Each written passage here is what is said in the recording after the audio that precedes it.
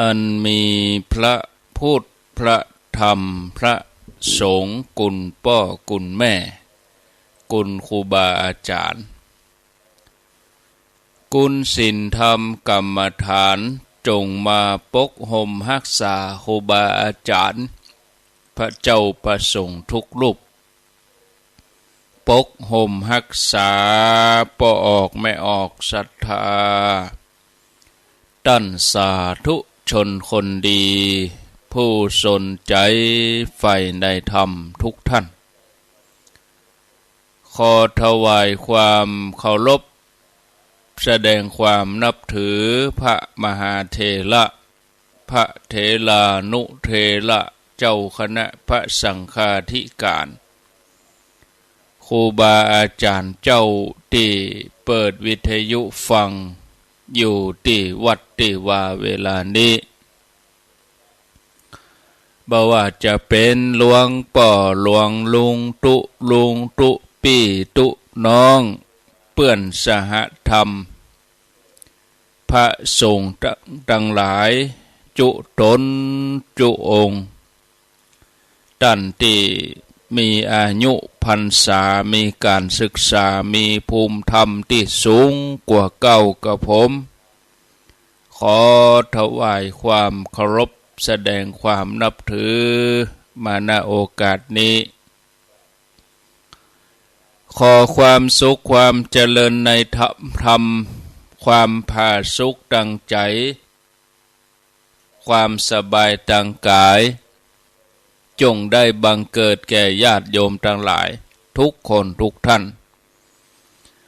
ได้เวลาแล้วเนอได้เวลาแล้วตึงเวลาแล้วได้เวลาสำหรับการรับฟังธรรมอันเป็นสาระประโยชน์ทางด้านพระพุทธศาสนาน้ำธรรมคำสอนขององค์สมเด็จพระชินวรสัมมาสัมพุทธเจ้าได้มาปะมาพบมามาเล่าบรรดาพ่อแม่พี่น้องพ่อออกแม่ออกพ่ออุ้ยแม่อุ้ยนักศีลนักบุญเท่าแก่น้อยใจยิ่งตั้งหลายแล้วไผที่ยังบ่ลุกเตื้อกะเกียมตัวลุกมาได้แล้วเนอเกียมตัวลุกมาได้แล้วหลับลุกเจ้ากินพักดังปลายหลับลุกควายกินพักดังเก้า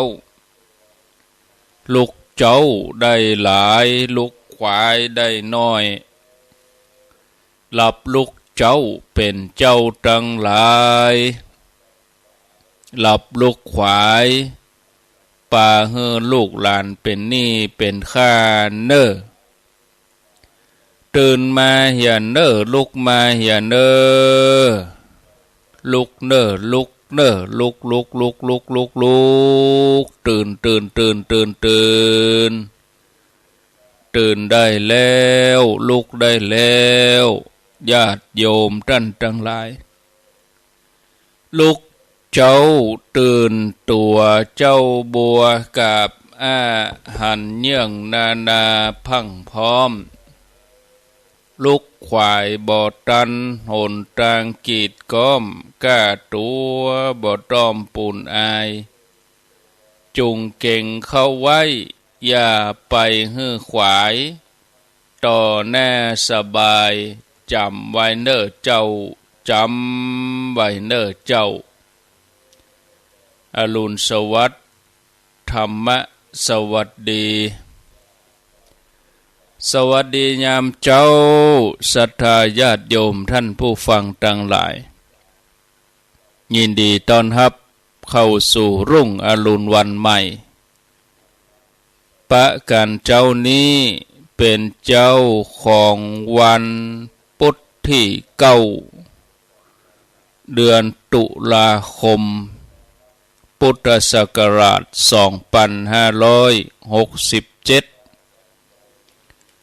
วันนี้เป็นวันเดือน10เดือนเกียง เดือนเกี่ยงเหนือขึ้น7 ค่ำเดือนเกี่ยงเหนือขึ้น7 ค่ำก็เหลือเวลาแถม8 วันจะออกพรรษาแล้วศรัทธาญาติโยมออกพรรษาวันที่17 ตุลาวันนี้วันที่9 ตุลาคมวันพุธเป็นวันพระวันศีลเนอะวันพุธเดือนเกี่ยงออก8 ค่ำมาปะกันในรายการเสียงธรรมแสงอรุณรายการเสียงธรรมแสงอรุณดำเนินรายการโดยอาตมาภาพพระครูอภิวัฒนวิกรม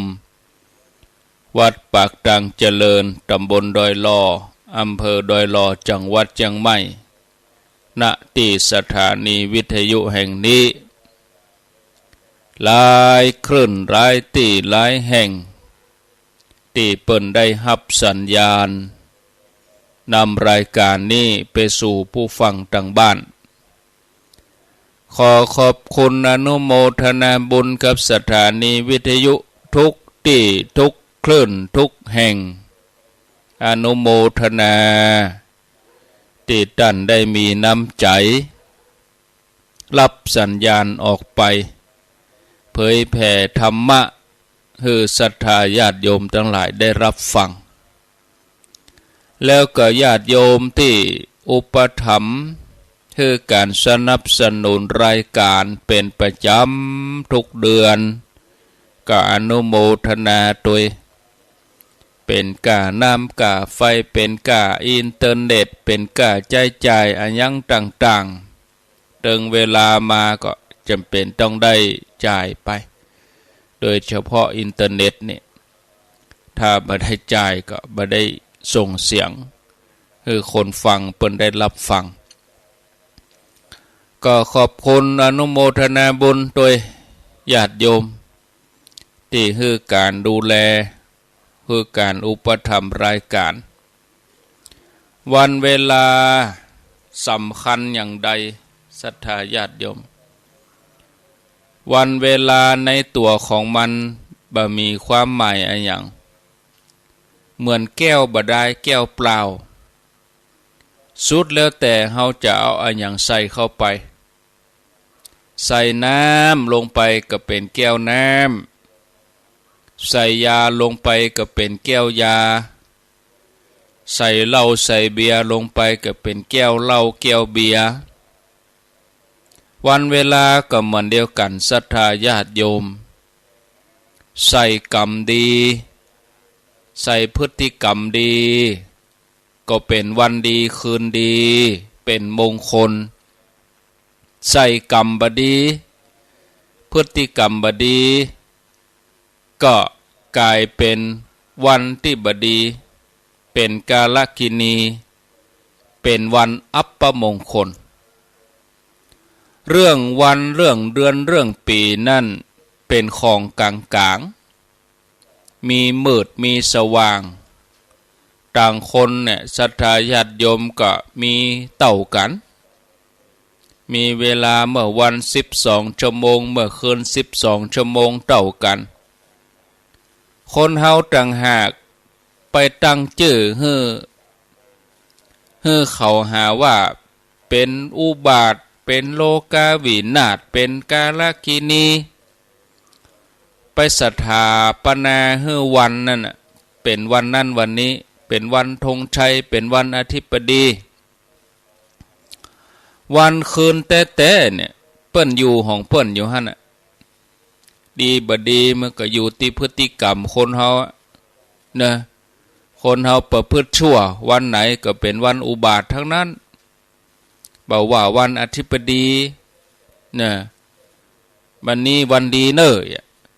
ก็ขนาดวันดีแต่ยังมีคนไปชกชิงวิ่งราวยังมีคนโดนตำรวจยับวันนี้วันดีเนอะคนบ่ดีเนาะทำดีได้ดีทำชั่วได้ชั่วนะครับศรัทธาญาติโยมท่านสาธุชน องค์พระสัมมาสัมพุทธเจ้าของเฮาพระองค์ทรงเป็นผู้ที่หู้ตื่นเบิกบานหลุดพ้นจากกิเลสอาสวะกิจที่จะทำยิ่งกว่านี้บ่มีแล้วเฮาทั้งหลายก็ดำเนินชีวิตตามที่พระองค์ได้เป็นแบบอย่างอันดับแรกก็คือว่าการได้ทำกายวาจาใจของตัวเก่าให้สะอาดบริสุทธิ์กูค่ำกูเจ้าปกติทุกวันนี่ศรัทธาญาติโยมท่านสาธุชนคนเฮาทั้งหลายต่างก็แสวงหาความสุขกันทั้งนั้นพ่องก็แสวงหาความสุขจากการได้ดื่มได้กินได้เอี่ยวได้เที่ยวมีความสุขจากการได้รับของที่ถูกใจแต่ความสุขเหล่านั้นเป็นความสุขชั่วคราวบ่ยั่งยืนเมื่อได้รับแล้วก็ยังต้องแสวงหาต่อไปแถมถ้าจะห้องให้ถูกก็ต้องห้องว่าเป็นความเพลิดเพลินมากกว่าความสุขเนี่ยศรัทธาญาติโยมความสุขที่แท้จริงต้องเป็นความสุขที่เข้าถึงได้สัมผัสได้นั่นคือความสุขที่เกิดจากการได้เข้าถึงพระรัตนตรัยบ่มีความโลภความโกรธความหลงเป็นความสุขที่มันกู้กับความสะอาดบริสุทธิ์ความสุขของคนเฮามนุษย์นี่มีหลายระดับตั้งแต่ความสุขจากการมีทรัพย์ได้จ่ายทรัพย์ความสุขจากการบ่เป็นหนี้หรือว่าความสุขจากการทำงานที่มันบ่มีโทษถือว่าเป็นความสุขแต่นั้นเป็นเพียงความสุขเล็กน้อยเพราะยังมีความทุกข์เจือปนอยู่ส่วนความสุขที่แท้จริงต้องเกิดจากการทำใจหยุดนิ่งเป็นความสุขที่ละเอียดประณีตกว่าบ่มีเครื่องกังวลใจบ่ติดข้องอันใดมีความปลอดโปร่งโล่งสบายเป็นตัวของตัวเองสุขอื่นยิ่งกว่าความสงบบ่มีนะศรัทธาญาติโยมนักปราชญ์บัณฑิตทั้งหลายในการก่อนนี่แม้ท่านจะสมบูรณ์ไปด้วยลาภยศสรรเสริญมีอย่างอีนักเท่าใดแต่ยอมสละความสุขภายนอกเหล่านี้เพราะเปิ้นหันว่าทรัพย์ภายนอกบ่จีรังยั่งยืนทรัพย์ภายนอกยังเป็นเครื่องร้อยรัดฮือห่วงฮือกังวลอยู่ตลอดเวลาขาดความเป็นอิสระในตัวเปิ้นก็เลยแสวงหาความสุขภายในอย่างกับสมัยก่อนมีปัญญาเจ้าเมืองชื่อว่ามัคคะเทวะปัญญาเจ้าเมืองพระองค์นี้ครองราชย์ในเมืองมิถิลานครปกครองไผ่ฟ้าประชาราษฎร์ด้วยทศพิธราชธรรมสมอุปถากบำรุงสมณพราหมณ์ขจัดทุกข์บำรุงสุขให้กับทุกคนที่มาเปิ้งโพธิสมภารทำให้ฝนตกต้องตามฤดูกาลทั่วแว่นแคว้นของพระองค์บ่มีโจรผู้ร้ายทุกคนอยู่ด้วยกันเหมือนญาติมิตรมีเมตตาต่อกันสมัยนั้นก็เลยบ่ต้องมีทหารตำรวจบ่ต้องมีเจ้าหน้าที่คอยจะมาปราบโจรหรือว่าจะต้องมาระแวดระวังฆ่าศึกศัตรูบ่มีคดีความมาอย่างนี้พระเจ้ามัคคะเทวะครองราชสมบัติได้ม้นหลายปีก็ยังบ่มีแก่บ่มีเท่าบรากายสมบูรณ์แข็งแรงแต่พระองค์ก็บ่ได้ประมาทในชีวิตทรงรับสั่งให้ช่างกระบกก็คือช่างตัดผมประจำพระองค์บอกว่าถ้าหันผมงอกขึ้นมาบนพระเศียรถ้าหันผมงอกขึ้นมาบนหัวข้าใจบอกให้พระองค์ตุยจนกระทั่งเวลาผ่านไปหลายปีช่างกระบกหรือว่าช่างตัดผม หันงอกอยู่เส้นหนึ่งปรากฏขึ้นมาที่พระเศียรของพระราชาช่างกระบกก็รีบกราบทูลแล้วก็ใจแนบก้อยๆถอนพระเกศาเส้นนั้นอย่างระมัดระวังแล้วก็เอาวางลงที่ฝ่าพระหัตถ์ของพระราชาพระราชาทอดพระเนตรผมงอกของตัวเองสลดพระทัยในความเสื่อมสังขารตัดสินพระทัยออกผนวดบวชแสวงหาโมกขธรรมทรงพระราชทานรางวัลให้ช่างกระบกแล้วก็ประทานโอวาทแก่โอรสว่าลูกฮักผมงอกเส้นนี้เสมือนเทวทูตมายืนตรงหน้าป้อแล้วป้อได้รับความสุขจากสมบัติมากป้อแล้วถึงเวลาที่ต้องออกแสวงหาสุขภายในลูกจงปกครองแผ่นดินแทนป้อถ้าเมื่อใดลูกหันผมของลูกงอกเส้นแรกบนศีรษะเหมือนดังป้อก็ขอให้ลูกสละราชสมบัติออกบวชตั้งใจปฏิบัติธรรมเถิดจากนั้นพญาเจ้าเมืองก็สละราชสมบัติออกผนวดบวชเป็นฤาษีอยู่ในป่าหิมพานต์ท่านก็ได้ใจวันเวลาที่ผ่านไปมันเจริญสมาธิภาวนามีผักผลไม้เป็นอาหารมีเพียงผ้าบกี่ชิ้นในการปกร่างกายมีความอิสระเสรีปราศจากเครื่องกังวลใจจนใจหยุดนิ่งแล้วแผ่ไปเต็มที่แผ่เมตตาปรารถนาดีไปทั่วทุกสารทิศเจริญเมตตาพรหมวิหารธรรมขยายออกไปเป็นอัปปมัญญาจนหมดอายุไขท่านก็ได้ไปเกิดในพรหมโลกพระเจ้ามคเทวะมีอายุยืนยาวนานช่วงเวลาที่เป็นพระกุมารก็ยืนยาวนานดำรงตำแหน่งเป็นอุปราชก็ยืนยาวนานครองราชย์ก็ยืนยาวนานจนได้ผนวดบวชเป็นฤาษีก็มีอายุยืนยาวนานปัญญาเจ้าเมืององค์ต่อมาก็เหมือนเดียวกันต่างก็ออกผนวดบวชเป็นฤาษีดำเนินห้อยตามพระจริยวัตรของพระเจ้ามคเทวะแถมหลายพระองค์การที่ปัญญาเจ้าเมืองแต่ละพระองค์ออกบวชต่างก็ประทานโอวาทสำคัญอย่างหนึ่งไว้ว่าให้ลูกตั้งใจครองราชย์โดยธรรมเมื่อหันผมงอกบนศีรษะแล้ว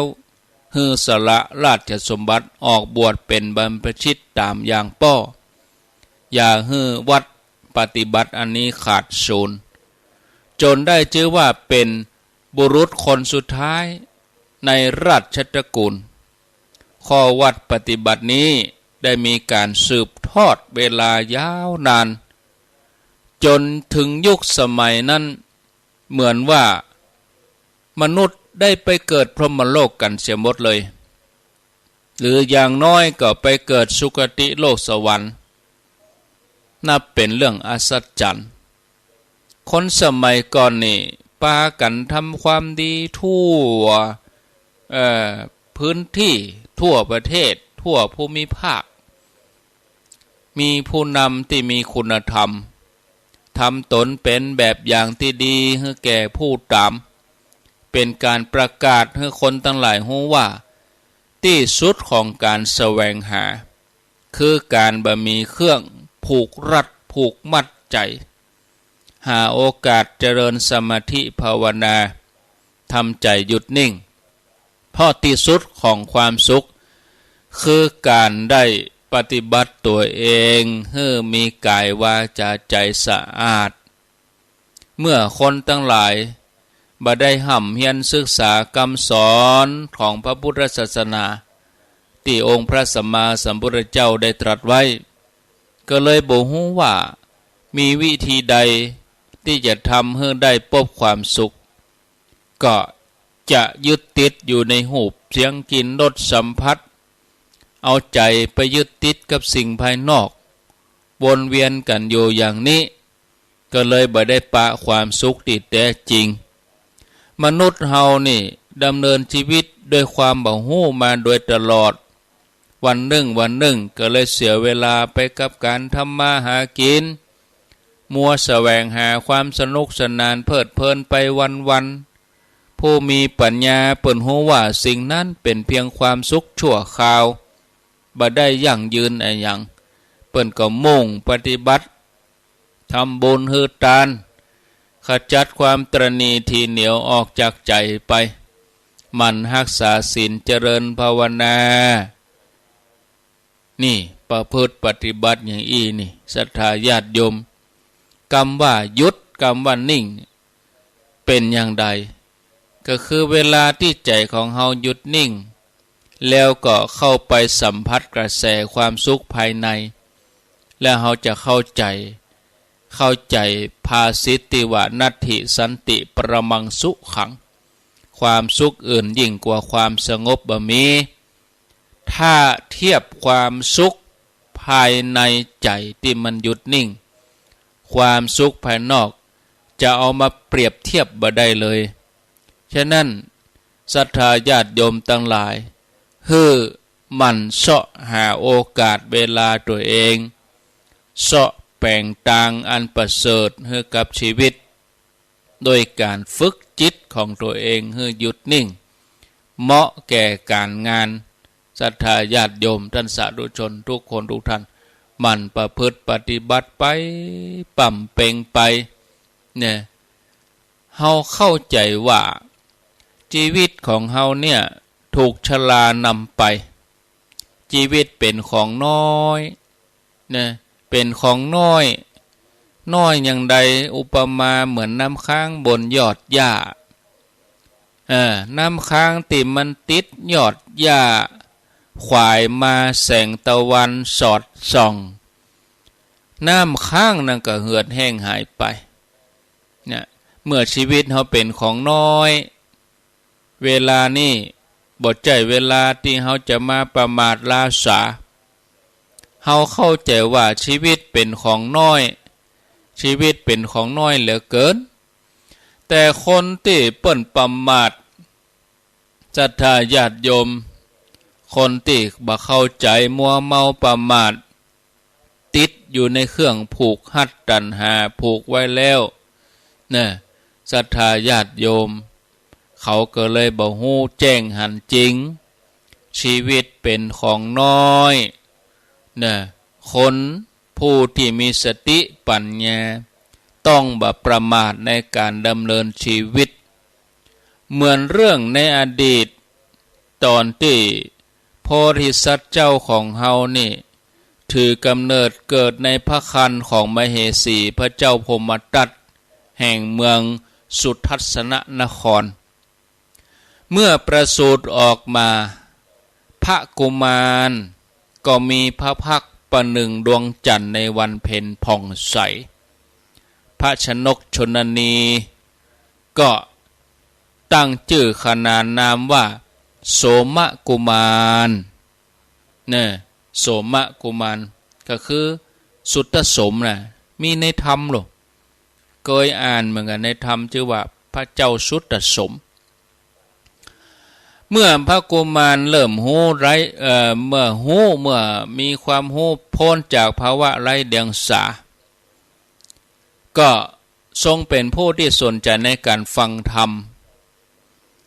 เจ้าบ้านทั้งหลายก็เลยถวายพระนามว่าสุตตสม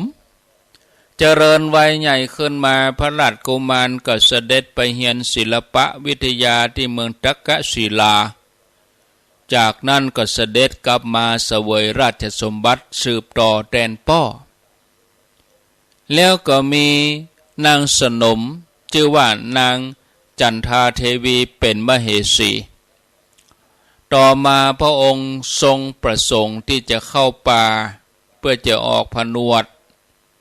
รับสั่งให้นายภูษามาลานายภูษามาลาก็คือคนที่ตะกี้ช่างกระบกนี่ตัดผมภูษามาลาก็คือว่า สระผมช่างสระผมช่างแต่งย่องผมเปิ้นก็รับสั่งว่าหากเจ้าหันผมของเฮางอกเข้าใจรีบบอกตัวเมื่อเวลาผ่านไปหลายปีนายภูษามาลาหันเกศางอกอยู่เส้นหนึ่งก็เลยกราบทูลพระราชาพระองค์ทรงตรัสสั่งว่าถ้าอย่างนั้นก็ให้เจ้าถอนผมเส้นนั้นมาวางในมือของเฮานายภูษามาลาก็เอาแหนบทองถอนพระเกศาวางที่พระหัตถ์โพธิสัตว์เจ้าของเฮาทอดพระเนตรดูเกศาที่งอกแล้วพระองค์ก็โปร่งพระทัยว่าสรีระของเฮาถูกชราครอบงำก็เลยถือเส้นเกศางอกนั้นเสด็จลงปราสาทประทับนั่งบนราชบัลลังก์แล้วก็เรียกตรัสอามาตย์ทั้งหลายเสนาบดีมาพราหมณ์มาแล้วก็บอกมาประชุมกันบอกให้เจ้าแหวนแคว้นมาแล้วเขาตั้งหลายก็มาเข้าเฝ้าพระองค์ก็ตรัสว่าเกศางอกเกิดที่ศีรษะของเฮาแล้วเฮาเป็นคนเฒ่าแล้วท่านทั้งหลายจงรับรู้เราจักได้บรรพชาในวันพรุ่งนี้คนทั้งหลายได้ฟังพระดำรัสอย่างนั้นแล้วก็เกิดความโกลาหลปากันทัดทานบังฮือพญาเจ้าเมืองออกผนวดเมื่อบ่สามารถทัดทานโพธิสัตว์เจ้าได้ก็เลยส่งคนไปทูลให้พระมารดาของโพธิสัตว์ให้รับทราบเมื่อพระชนนีรับทราบก็เสด็จมาทัดทานห้ามพระราชบิดาก็เรียบเสด็จมาห้ามเหมือนกันแล้วก็ตรัสว่าสุตโสมลูกการบวชจะช่วยลูกได้อย่างใดเจ้าจะละทิ้งพ่อแม่ผู้เฒ่าแก่บ่ห่วงใยสองเฮานี่เลยกาสุตโสมลูกเฮ้ยถึงแม่ลูกบ่มีความเสน่หาอะไรในพ่อในแม่แต่ลูกก็ยังมีลูกน้อยๆบ่อาจจะขาดลูกได้กาขอให้ลูกเหล่านี้เจริญวัยใหญ่มาก่อนบ่ลูกถึงก้อยออกไปบวชโพธิสัตว์เจ้าตรัสเป็นกรรมสั้นๆว่าการพลัดพรากจากกันเป็นเรื่องธรรมดาเพียงแต่ว่าจะจ้าหรือโวยต่ออันขอพระโอรสพระธิดาของหม่อมฉันจงเสวยสมบัติอย่างมีสุขเถิดส่วนหม่อมฉันปรารถนาที่จะบรรพชาขอลาบวชณบัดนี้ทีนี้หมู่บรรดาสนมทั้งหลายได้ยินข่าวการออกบวช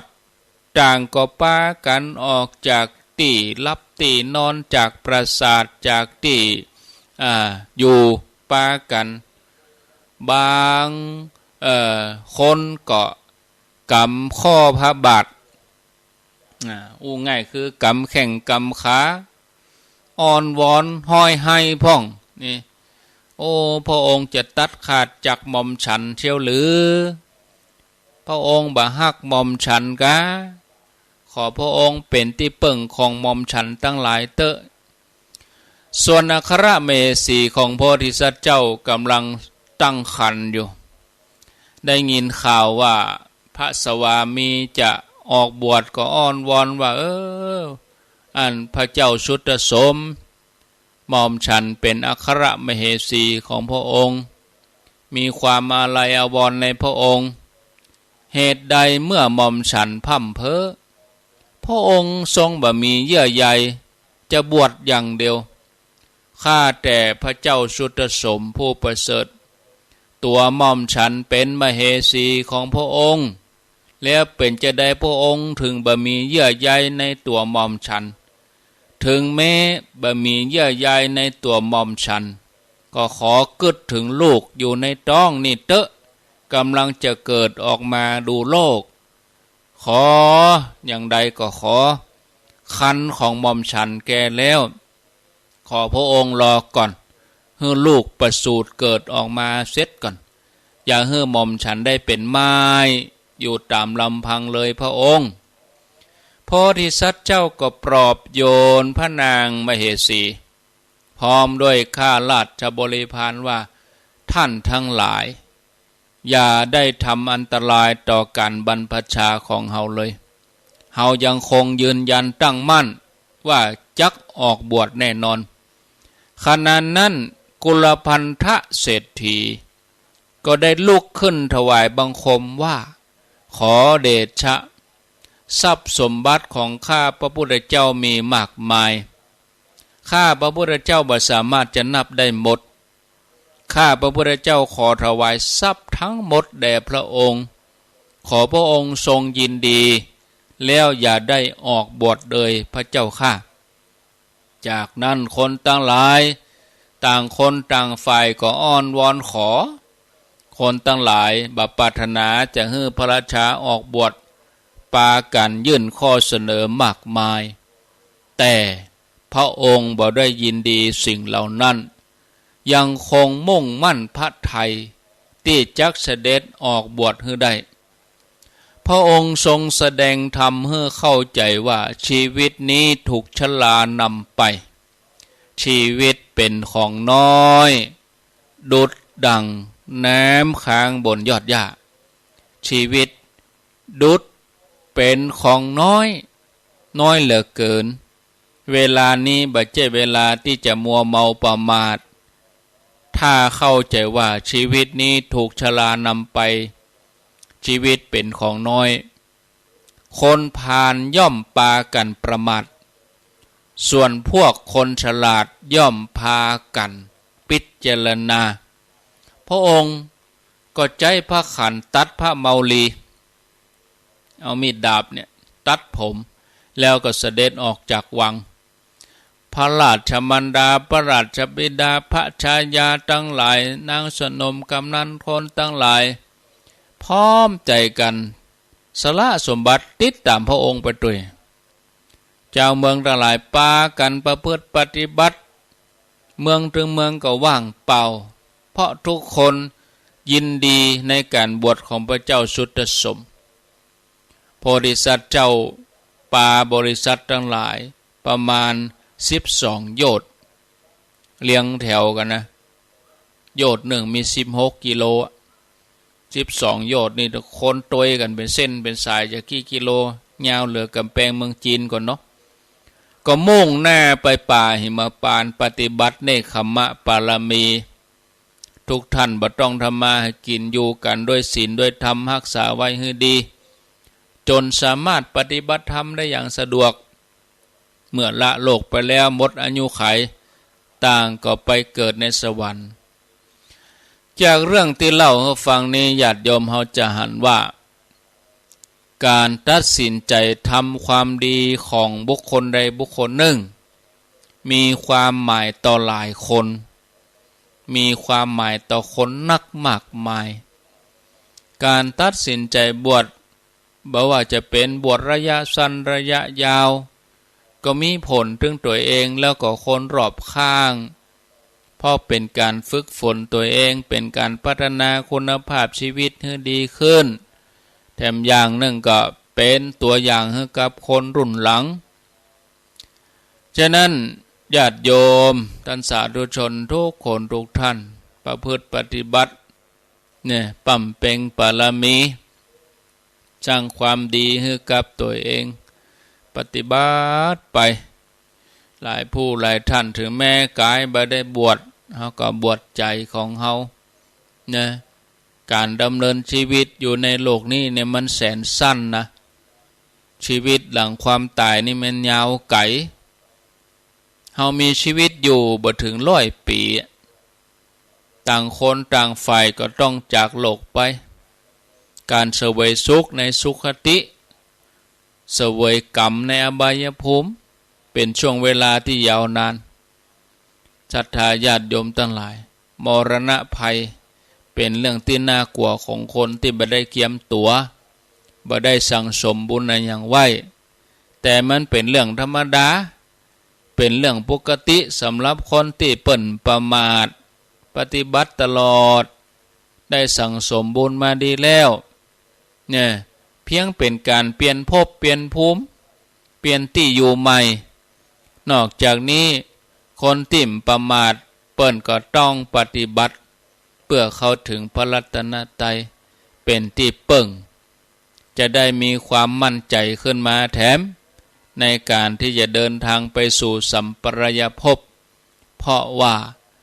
กุนพระแก้วเจ้าทั้งสามประการพระรัตนตรัยเป็นที่เปิ่งอันประเสริฐแล้วก็ทำเมื่อเฮาอุ่นใจปลอดภัยที่สุดศรัทธาญาติโยมการที่เฮารู้สึกว่ามีความสุขสบายนั่นอันที่จริงนะเฮายังมีความทุกข์ผสมอยู่มีสามีมีภรรยามีลูกมีหลานมีอันยังก็ทุกข์กับมันนั้นนะมีลูกมีครอบครัวเกิดว่าจะมีความสุขนะแต่เอาเข้าแต่นะศรัทธาญาติโยมนะมันมีก็เรื่องทุกข์ใจเรื่องปวดหัวเนาะเนี่ยเราดูฮ้อนก็งุดงิดเกิดว่าหน้าฝนจะสุขสบายน้ำมาท่วมแถมเป็นทุกข์แถมเกิดว่าหน้าหนาวจะสบายบ่สบายมั้งนะสรุปก็คือบ่ฮู้ว่าสุขที่แท้มันอยู่ที่ไหนเนาะจะฤดูร้อนฤดูฝนฤดูหนาวมันก็เป็นสุขทั้งนั้นนะญาติโยม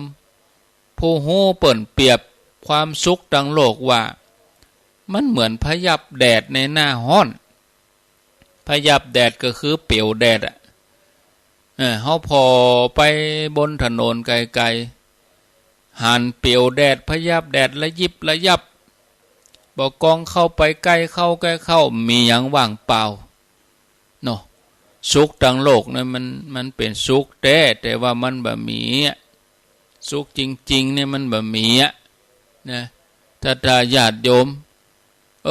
คนที่เปิ้นบ่ประมาทเปิ้นเข้าใจเสาะหาความสุขที่แท้จริงนะประพฤติปฏิบัติตามหลักศีลสมาธิปัญญาอาทิศีลอาทิจิตอาทิปัญญาตามมรรคมีองค์8นะเปิ้นบ่ได้ลาสาบ่ว่าจะเป็นช่วงสั้นหรือช่วงยาวหาโอกาสกับตัวเก่า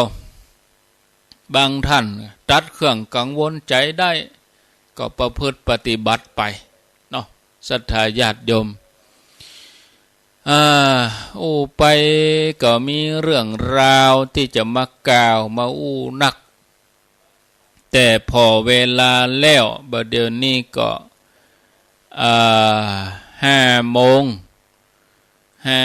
นกับ47-48 นาทีประชาสัมพันธ์ข่าวสารงานบุญแล้วก็อนุโมทนารายชื่อรายนามนี่เห็นสักเล็กน้อยวันพวกนี้เพิ่นจะมีธรรมะสัญจรที่วัดพรหมมงคลท่าล้อดอยหล่อนี้ก็ขอเชิญชวนญาติโยมทั้งหลายบ่ใจเฉพาะกาติอำเภอดอยหล่อทั่วทุกพื้นที่ใครสะดวกมาก็มาวันพุธเวลาบ่ายโมงวันพุธวันที่10เชิญชวนกันเนาะส่วนดอยหล่อนี่ก็ทั่วทุกหมู่บ้านเปิ้นจะมีการมอบเกียรติบัตรอุบาสกอุบาสิกาดีเด่นแล้วก็ผู้ที่ปวารณาตั้งใจงดเหล้าตลอดพรรษานี่ตลอดพรรษาจะดีออกพรรษาแล้วนะจะดีออกพรรษาแล้วออกพรรษาวันที่17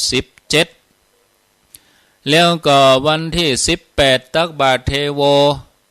ที่วัดพระธาตุดอยน้อยพระสงฆ์108รูปเวลา 6 นาฬิกา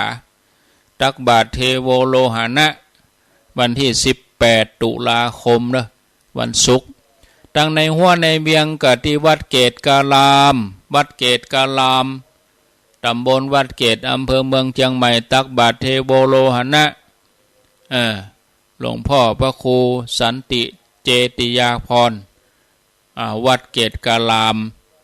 ได้ประชาสัมพันธ์ฝากมาแล้วก็ที่วัดฝ่ายเห็นตัวมหาวิทยาลัยเชียงใหม่ตักบาตรเทโวเหมือนกันก็ขอเชิญชวนญาติโยม ท่านสาธุชนทุกคนทุกท่านร่วมทำบุญตักบาตรเทโวโลหณะนะที่ได้กล่าวมานี้ที่วัดพระธาตุดอยน้อยก็ทำมาได้24 ปีก็บรรยากาศดีเนาะพระสงฆ์เตียวลงมาเดินลงมาที่บริเวณเชิงบันไดนาควัดพระธาตุดอยน้อยก็เชิญชวนญาติโยมท่านสาธุชนทุกคนทุกท่านได้ร่วมบุญร่วมกุศลได้กินทานทำบุญอนุโมทนาบุญเนอะในกุศลเจตนาของศรัทธาญาติโยมทั้งหลายก็ฝากเชิญชวนตัวในวันที่18 ตุลาคม 2567วัดพระธาตุดอยน้อยแล้วก็วัดเกตกาลามวัดฝ่ายหินมหาวิทยาลัยเชียงใหม่เนาะตักบาตรเทโววันนี้ก็วันที่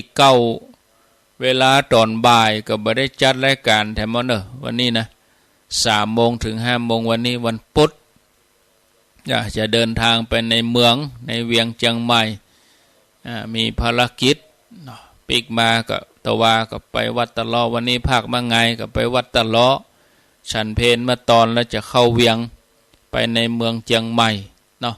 มีภารกิจเนาะแล้วก็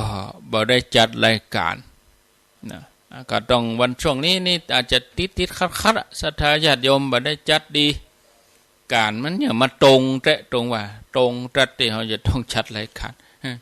ยังก็จังเนาะมันตรงเวลามันตรงเขาก็เนี่ยได้มันเลี่ยงไม่ได้จำเป็นเนาะก็อันนี้อนุโมทนากับพ่อศิลาแม่บุญศรีสังเล็งบ้านต้นเพิ่ง120 บาทพ่ออาจารย์ทวีแม่อำพรบุญหมื่นบ้านหัวฝ่ายสันทรายสันพะพรนพพนันพรบุญหมื่นพรหมนัทการรันนาบ้านหัวฝ่ายสันทรายอันนี้ร่วมทำบุญมาไม่ได้เขียนเนอะร่วมทำบุญแต่ว่าไม่ได้เขียนมาจำนวนมาแม่สีบุตรสิริปาแม่ทองใบสันลงพินปักตังเจริญ200 บาทแม่ฟองจันทร์สิริปาเด็กหญิงธัญญาสิริปา200 บาทแม่ใส่คำบ้านศพร้องบ้านโฮงทำบุญมาแม่ใส่คำศพร้องบ้านโฮงไปบรรยายที่ตุ้งโป่งวันนั้นแม่เพ็ญศรีปาลีกาดบ้านห้วยซ้อยบ้านโฮงแม่บงกฎเจริญคุบอันนี้เหล่ายาวอนุโมทนาแม่บัวคำอุตสาหปันบ้านตุ้งโป่ง100 บาทอนุโมทนาแล้วก็มีอาพรปัญญาคำทุ่งโป่ง100 บาทแม่แดงวิมลรัตน์เหมือนฟู100 บาทเปิ้นบนว่าสถานีบ่ได้ยินท่านอาจารย์ว่าได้ยินแล้วก็ประเด็นนี้ที่บ่ได้ยินเมื่อ 4-5 วันก่อนเพราะว่าอินเทอร์เน็ตเสียอินเทอร์เน็ตบ่ดีนะอินเทอร์เน็ตสายมันปุดแล้วก็ไฟฟ้าดับพ่องแน่นี้ก็บอกว่าญาติโยมจะต้องทำใจหน่อยแน่นี้ละดูนี่นะกับฟ้ากับฝนหลายๆอย่างจะเตือเปิ้นซ่อมสายมันปุดมันจะปุดที่เฮาปุดไก่มันก็กระทบถึงเฮาอยู่ป้อพันป้ออย่างนี้ป้อพันลบป้อพันลบแม่เกสรอินทนุ50 บาทแม่คำมอนอินกองงาม100 บาทสุกิจจินตนารินบ้านห้วยซ้อย100 บาทป้อเมืองแก้วแม่มาลีกันทาส้ม60 บาทแม่หนอนสุวรรณวงศ์100 บาทแม่ทองเม็ดดวงรัตน์แม่นงครานชัยลังการแม่อัมพรสิทธิกันรวมทำบุญมา60 บาทเอาปอนเด้อเอาปอนแล้วก็จะได้ล่ำลากันเนาะก่อนที่จะเอาปอนนี่กับอนุโมทนากับที่เปิ้นร่วมบุญมาเป็นประจำทุกเดือน มีแม่จันเรือนใสแม่เดินเพ็ญทิมบางแม่อมราวงแหวนแม่พัฒนันวิจิตรไปสารแม่ครูเกษณีชัยเทพแม่ครูจงลักษณ์นาวาจักรโยมกนกพิษชัยนาดาบตำรวจร้อยตำรวจตีสุจักรอาจารย์เกรียงศรีพรหมเสนแล้วก็มีแม่สุทธาทิพย์คมไพลีเนาะแหมหลายๆคนหลายท่านร่วมอนุโมทนาบุญแม่สลินทิพย์บุญเลิศโดยนะเอาปอนเด้อสัพปีติโยวิวัจจันตุสัพพะโลโกวินัสสันตุมาเตภวันวันตารายโยสุขีทีขายุโกภวะอภิวาทนาสีลิสะนิจังพุทธาปัจจายโนจัตตาโลธรรมาวัฏันติอายุวันโดสุขังปะลังลาไปก่อนโชคดีมีใจอายุวันโดสุขังปะลัง